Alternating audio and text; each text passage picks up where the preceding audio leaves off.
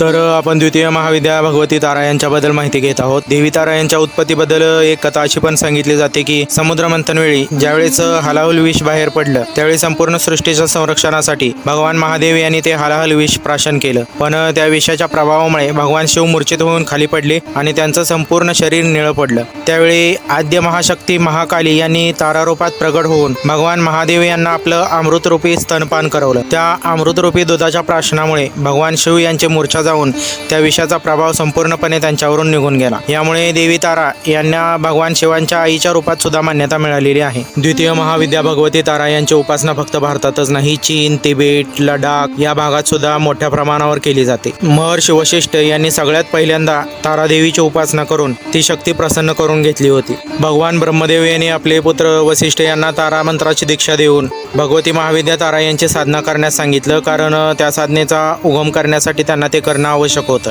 आपल्या पित्याची म्हणजेच ब्रह्मदेवाची आज्ञा घेऊन वशिष्ठ ऋषी नीलांचल पर्वतावर जाऊन भगवती महाविद्या तारा यांची वैदिक पद्धतीने चिरकालापर्यंत उपासना करत राहिले, पण कोणत्याही उपासनेचे फळ त्यांना मिळेना, कारण ते भगवती महाविद्या तारा यांची उपासना फक्त वैदिक पद्धतीने किंवा सात्विक पद्धतीनेच करत होते। गुरु वशिष्ठ यांना भगवती महाविद्या तारा यांच्या साधनेत वारंवार अपयश येत गेलं।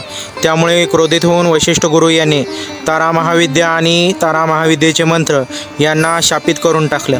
पण थोड्याच वेळात आकाशवाणी झाली की तुम्ही भगवती महाविद्या तारा यांची साधना किंवा उपासना ही फक्त तांत्रिक आणि तंत्रोक्त पद्धतीनेच केली पाहिजे, तरच त्या सिद्धीचे फळ तुम्हाला मिळेल किंवा त्या उपासनेचे फळ तुम्हाला मिळेल। जेव्हा गुरु वशिष्ठ यांनी ही आकाशवाणी ऐकून भगवती महाविद्या तारा यांची साधना तंत्रोक्त पद्धतीने सुरू केली, त्यावेळेस त्यांना तारा मंत्राची आणि तारा महाविद्येची सिद्धी प्राप्त झाली।